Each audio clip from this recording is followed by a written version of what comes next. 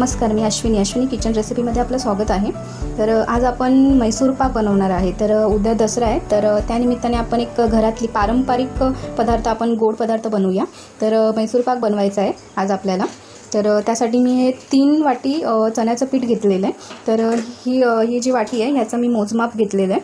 तर ही 3 वाटी चण्याचं पीठ घेतलं आहे मी। त्यानंतर 3 वाटी साखर घेतली आहे। हे जेवढं चण्याचं पीठ घेतलं आहे, जेवढी वाटी आपण चण्याचं पीठ घेतलं आहे तेवढीच वाटी आपल्याला साखर घ्यायची। आणि मैसूर पाक बनवण्यासाठी आपल्याला जे मोजमाप आहे ते एकदम व्यवस्थित पाहिजे, तरच मैसूर पाक चांगला बनतो।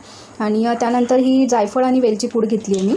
आणि हे जे पीठ आहे चण्याचं ते आपल्याला चाळूनच घ्यायचं आहे, कारण चण्याच्या पिठामध्ये गुठळ्या असतात, त्यामुळे आपल्याला हे चाळून घ्यायचं आहे। तर आपण मैसूर पाक बनवण्याचं कृती बघूया। आपल्याला गॅस ऑन करायचा आहे। तर आपण हा गॅस ऑन केला आहे हाय फ्लेमवर। आता त्यानंतर आपल्याला ही जी साखर आहे, आपण 3 वाटी साखर जी घेतली ती आपल्याला याच्यात टाकायची आहे कढईमध्ये। आणि ही जी वाटी आपण मोजमापासाठी घेतली आहे तीच 1 वाटी पूर्ण पाणी टाकायचं आपल्याला। त्यानंतर आता आपल्याला हा जो पाक आहे तो व्यवस्थित तयार करून घ्यायचा आहे।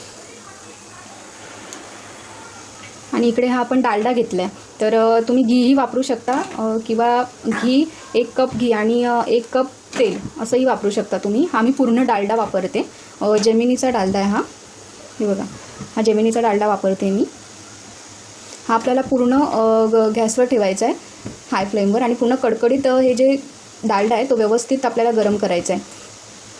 त्याच्यामध्ये कुठेही आपल्याला डालडा दिसता कामा नये, असा कडकडीत आपल्याला गरम करून घ्यायचा आहे। तर हा डालडा आपण गरम होत ठेवूया।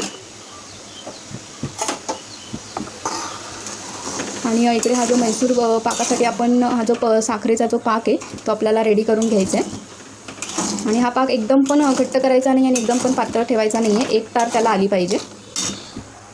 आपला जो पाक आहे तो रेडी झाला आहे। ही बघा 1 तार याला आलेली आहे। आपण आता ह्याच्यामध्ये चण्याचं पीठ टाकायचं आपल्याला पाकामध्ये। आणि चण्याचं पीठ हेच आपल्याला चाळूनच घ्यायचं आहे। याचं आपल्याला व्यवस्थित हलवून घेऊया आपण।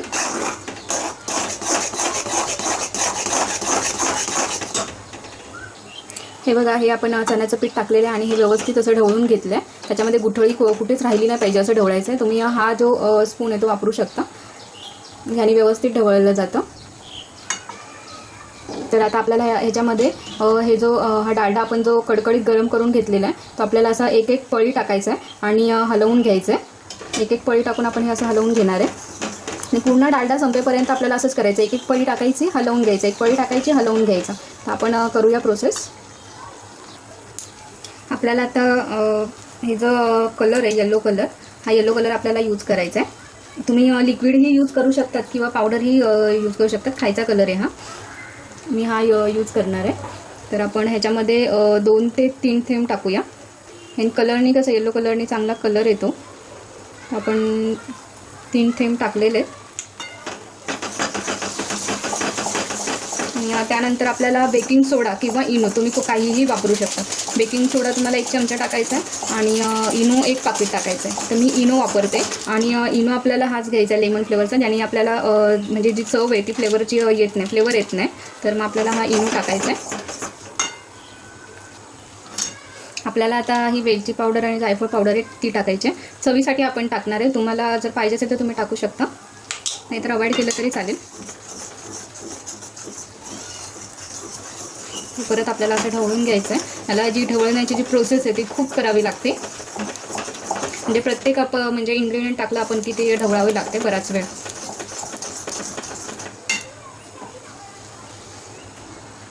हे बघा, हे आपण व्यवस्थित भाजून घेतलं आहे। तर आपल्याला आता हे काढायचं आहे एका भांड्यामध्ये आणि थंड करत ठेवायचं। आपल्याला हे कमीत कमी 20 ते 25 मिनिटे थंड होऊन द्यायचं आहे। त्याच्यानंतर आपल्याला ह्याच्या वड्या पाडायच्या आहेत। आपण हे ठेवूया, गॅस बंद करून थंड करत ठेवूया। तर आपल्याला ह्याच्या अशा व्यवस्थित वड्या पाडून घ्यायच्या, म्हणजे सेट करायच्या आधीच आपल्याला वड्या पाडायच्या आहेत।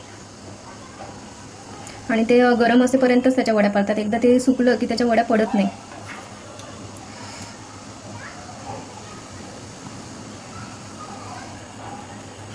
हे अशा व्यवस्थित त्याला वड्या पाडून घ्यायच्या आणि कमीत कमी त्याला 20 मिनिटं तरी आपल्याला ठेवायचं आहे थंड होण्यासाठी। मी मोठ्या मोठ्याच वड्या पाडते। तुम्ही तुम्हाला पाहिजे तशा वड्या करून घेऊ शकतात, बारीक, छोट्या, मोठ्या, चपट्या, उभ्या। खूप गरम आहे। आणि गरम असतानाच आपल्याला वड्या पाडायच्या आहेत आणि ते आपण सारण भांड्यात काढल्यामुळे ते भांडंही खूप गरम झालेलं आहे.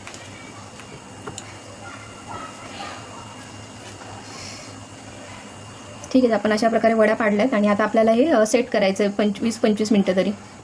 ही बघा, ही आपली मैसूर पाक जी आहे ती रेडी झालेली आहे. तर आपण हिला पलटी करूया. मी 25 मिनटं ठेवली होती.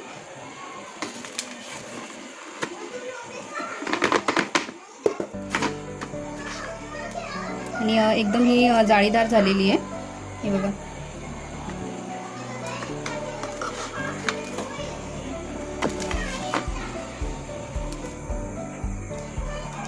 ही एकदम व्यवस्थित जाळीदार मैसूर पाक रेडी झालेली आहे. खायला एकदम छान लागते आणि मस्त झाली, एकदम खूपच खुसखुशीत पण झालेली आहे.